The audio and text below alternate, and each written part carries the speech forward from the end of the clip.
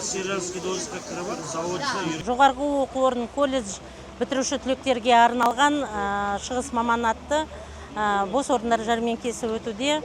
2000-ға тарта бітіруші түлектер және 1013 барлық аудандар мен қалалардан жұмыс берушілер келіп отыр. Біздің басты мақсатымыз дипломын алған жас мамандар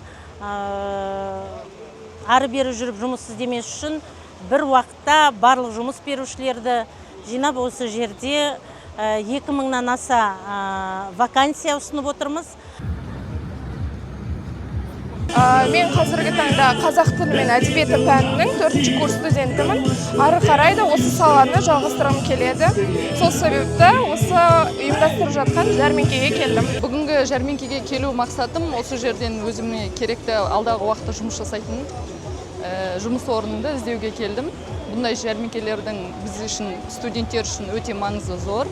Өскемен қаласындағы IT-хабқа өзімнің резюмемді тастайын деп отырмын.